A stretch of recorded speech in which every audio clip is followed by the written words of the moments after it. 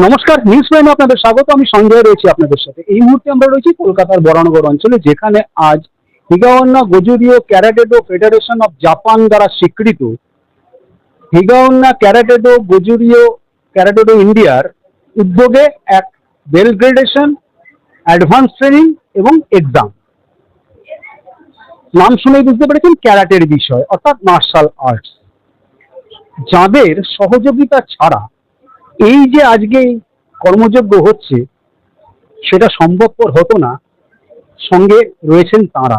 কে তারা? তারা হচ্ছেন বরানগর পৌরসভার 17 নম্বর ওয়ার্ডের পুর প্রতিনিধি শ্রী অঞ্জন পাল এবং বরানগর পুরসভার 19 নম্বর ওয়ার্ডের পুর প্রতিনিধি শম্পা কুণ্ডু।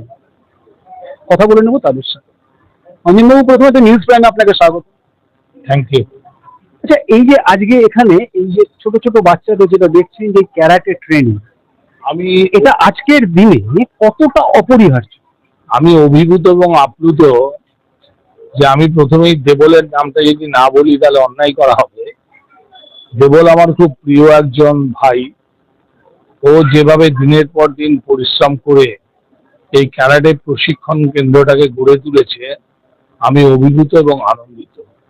এই যে ছোট ছোট শিশু কিশোররা এই ক্যারাটে প্রতিযোগিতায় অংশগ্রহণ করছেন এবং এক্সাম দিচ্ছেন, এটা আগামী দিনে ভবিষ্যতে বাংলা তথা ভারতবর্ষের মুখ উজ্জ্বল করবে এবং ক্যারাটে সমাদৃত হবে আমাদের ভারতবর্ষে।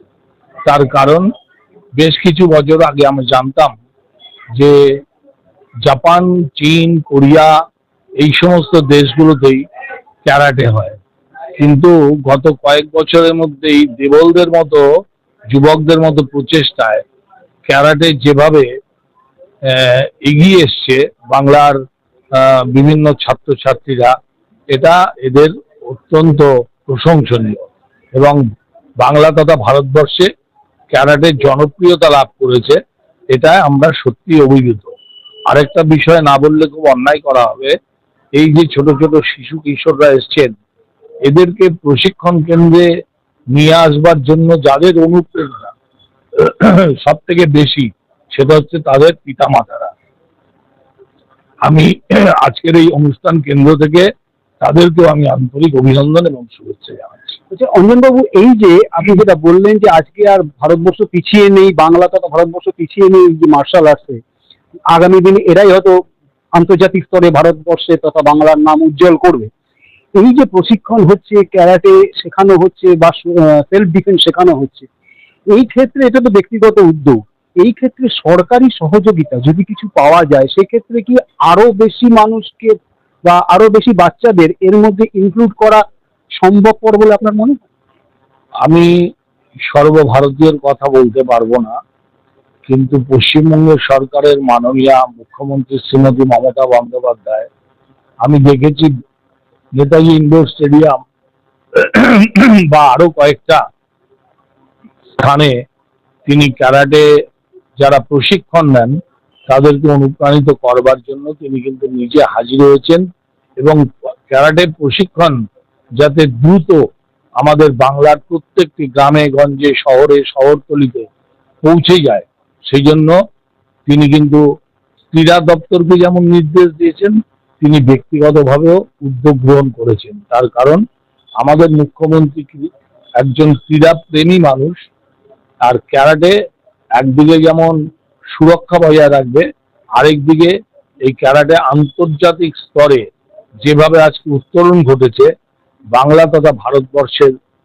উত্তরণ ঘটাতে গেলে এই ক্যারাটেকে আরো আদর যত্ন লালন পালন করে ভালোবাসতে হবে, এটাই আমার বিশ্বাস। আপনি একদম সঠিক কথা বলেছেন। মুখ্যমন্ত্রী সমাজ উন্নয়ন ক্ষেত্রে 60-70টা প্রকল্প চলে। এই ক্ষেত্রে এই যে ক্যারাটে যারা শিখছে, তারা যদি কোনো আজকে এইখানে হচ্ছে যমুনা ভবনে যদি তারা বড় পরিসরে কিছু করতে চায়, সেক্ষেত্রে সরকারি সহযোগিতায় ডিসকাউন্টেড রেটে কোনো হল বা এই ধরনের যদি কিছু আপনারা সহযোগিতা করেন এবং সেই সঙ্গে এদেরকে কোনো স্কুলে যদি অন্তর্ভুক্ত করা যায় এই ক্যারাটেটাকে, তাহলে হয়তো আগামী দিনে অনেক প্রসার ঘটবে এবং সামাজিক উত্তরণও সম্ভব। আপনি একদম ঠিক কথা বলছেন। এটা স্কুল এবং কলেজে ক্যারাটে প্রশিক্ষণ ক্ষেত্র একদম করাতেই হবে। এই একটা উদ্যোগ সরকারের পক্ষ থেকে নেওয়া প্রয়োজন আছে বলে আমি মনে করি। তা আমি আজকে আপনাদের এই ইলেকট্রনিক্স মিডিয়ার মাধ্যমে আমি সর্বস্তরের স্কুল কমিটির কাছে আমি অনুরোধ জানাতে চাই, এবং যারা দায়িত্বশীল ব্যক্তি আছেন তাদের কাছেও আমি করজোড়ে নিবেদন করতে চাই যে বাধ্যতামূলক করা হোক ক্যারাটে প্রশিক্ষণ কেন্দ্র স্কুল কলেজে। এইবার কথা বলে নেব 19 নম্বর ওয়ার্ডের পুরো প্রতিনিধি শম্পা কুণ্ডুর সাথে। সম্পাদি প্রথমত মিস ম্যাম আপনাকে স্বাগত। আচ্ছা, এই যে ছোট ছোট বাচ্চারা শিখছে, এরা তো এখানে যে শিখছে, কিন্তু এদেরকে যেমন অঞ্জনবাবু জানালেন যারা আনছে অভিভাবকরা, তাদের সহযোগিতা কতটা এবং সেটাকে কিভাবে? প্রথমে বলছিলাম যে এই জিনিসটা দেখে তো খুবই ভালো লাগলো। এটা আজ নয়, এখনের বলে না, এটা বরাবরই জানি যে এই জিনিসটা খুবই দরকার প্রত্যেক মানুষের ক্ষেত্রে।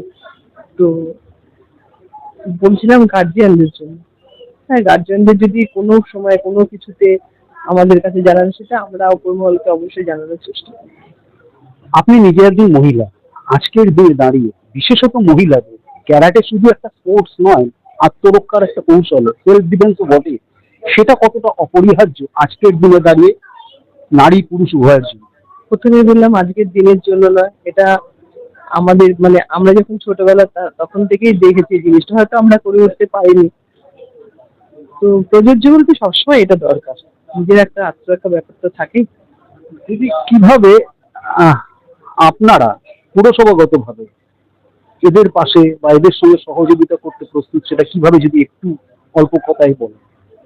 এটা অন্তত মানে অবশ্যই বলবো যে এটা তো দেখুন আমাদের তো আছে না উপর মানে, হ্যাঁ, সীমিত ব্যাপার, তার জন্য সবকিছু মানে যা আলোচনা হবে আমাদের উপরে যারা আছেন তাদের সঙ্গে কথা বলে সেই বার্তাটা পৌঁছতে চাই। অবশ্যই তাই। অর্থাৎ দুজনের কথাতেই যেটা উঠে এলো সেটা হচ্ছে যে এই ক্যারাটেটাকে প্রত্যেকটা স্কুল কলেজে অপরিহার্য করা এক, আজকের দিনে দাঁড়িয়ে নয় শুধু, এটা আগেও ছিল, আজও আছে এবং আগামী সবসময়ের জন্যই অপরিহার্য।